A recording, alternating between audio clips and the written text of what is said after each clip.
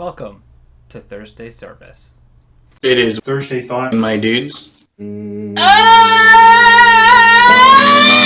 like to start today by saying that looking directly into a camera is the weirdest thing. This is not the content that I normally make. Part of why I'm starting Thursday Service is that I want to improve myself in the types of content that I make. I want to improve the speech that I have when I'm speaking in front of a camera. I'd like to improve the setup I have. There's a little corner over there. It's not in the green screen and it's pissing me off. But obviously this isn't exactly a studio, it's just my own personal office. The reasons for Thursday Service. In these trying times of coronavirus, a lot of people are going to be inside. They're going to have nothing to do. Trust me, I know how that is. So this is kind of something to do for me, something to do for other people. If you want to come in, enjoy, learn a little bit, maybe have some fun. We can't just be all doom and gloom. I know that my channel is a lot of not positive things, or maybe, just not like this. Not like this, where we're trying to actually find something to enjoy ourselves and explore and learn, etc. Improving myself with scheduling, of course, because I'd like this to be a weekly thing. I'd like to, every Thursday I want to, start doing this.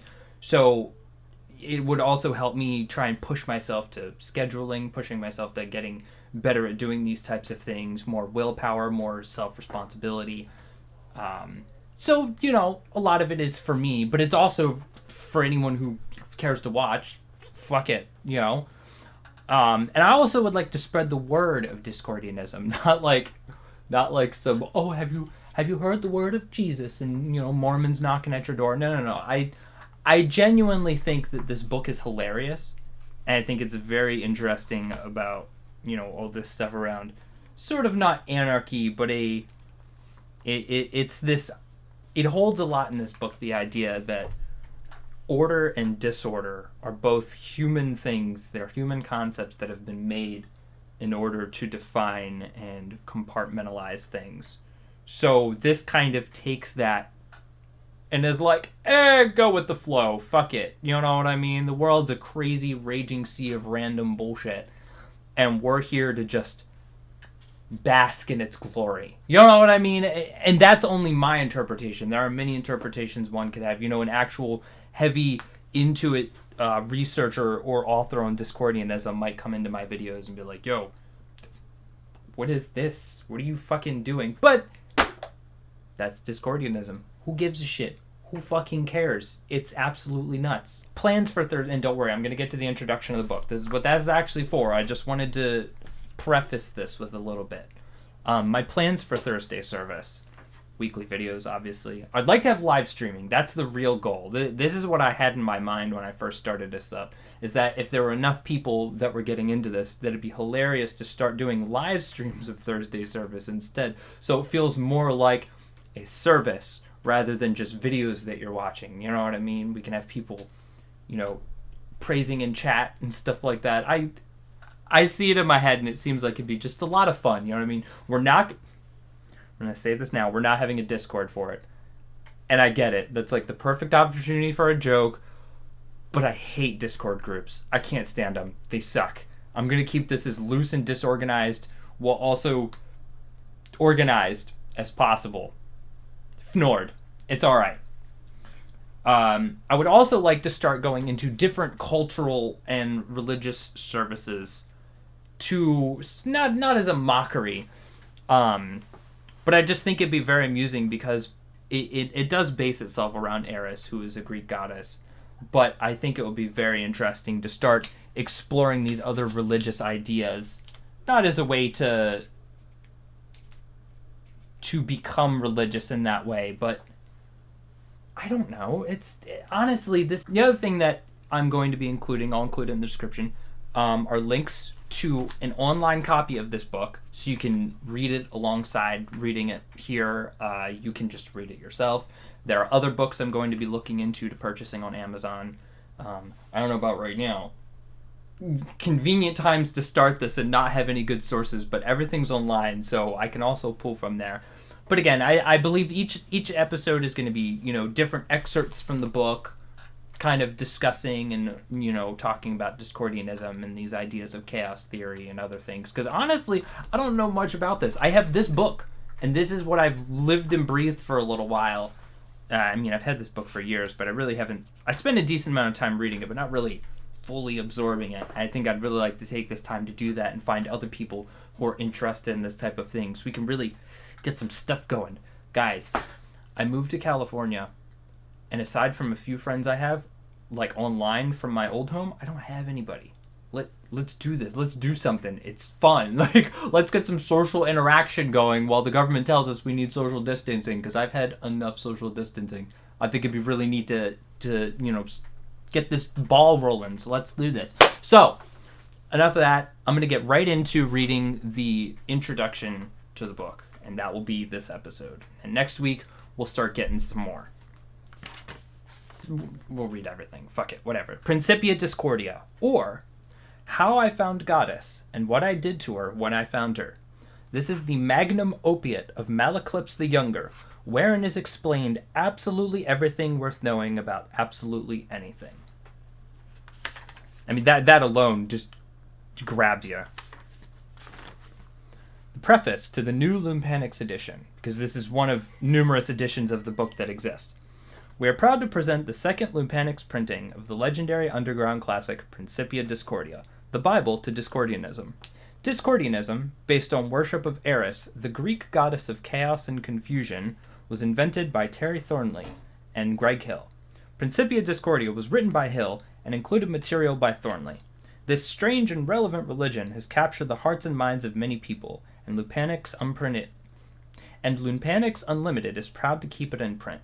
For this new printing, we have added a never-before-published introduction by Robert Anton Wilson, one of Discordianism's greatest prophets, as well as a brand new and never-before-published afterword by Greg Hill, the original author.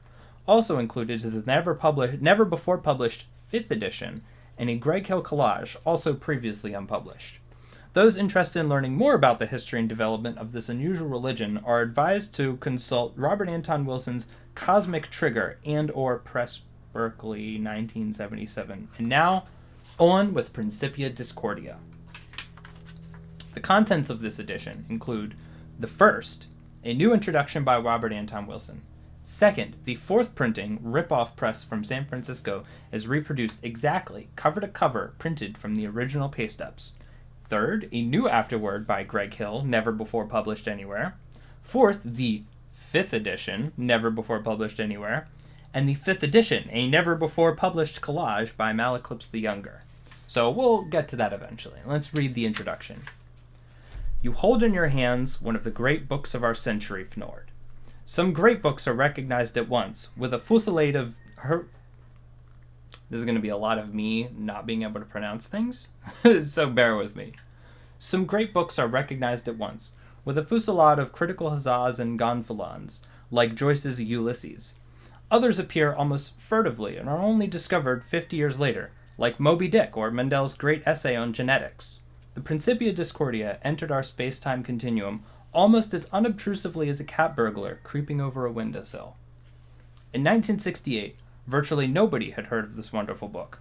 In 1970, hundreds of people from coast to coast were talking about it and asking the identity of the mysterious author, Malaclypse the Younger.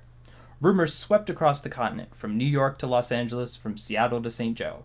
Malaclypse was actually Alan Watts, one heard. No, said another legend, the Principia was actually the work of the Sufi order.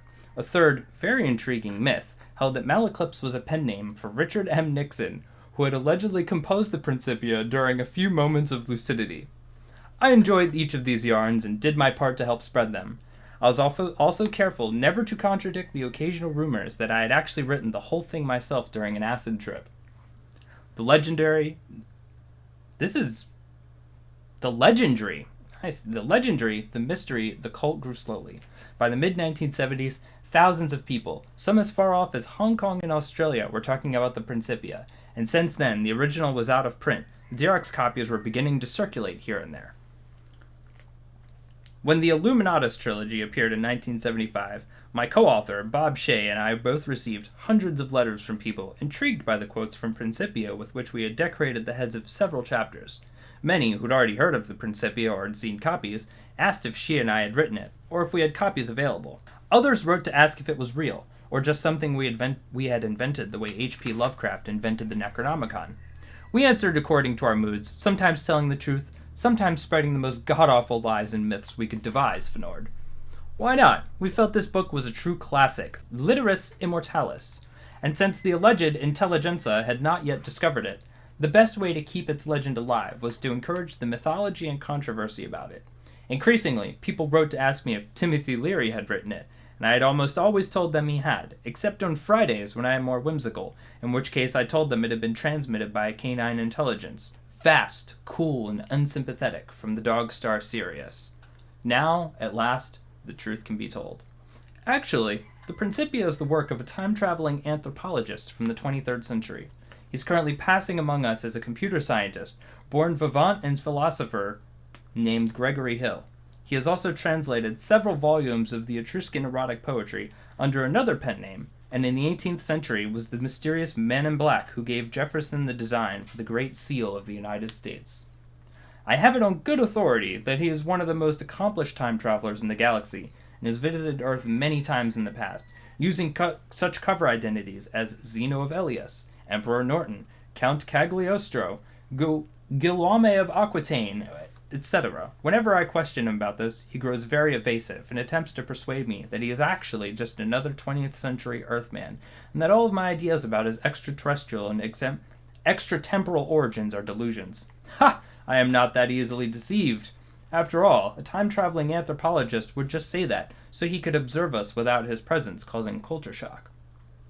I understand that he has consented to write an afterword to this edition.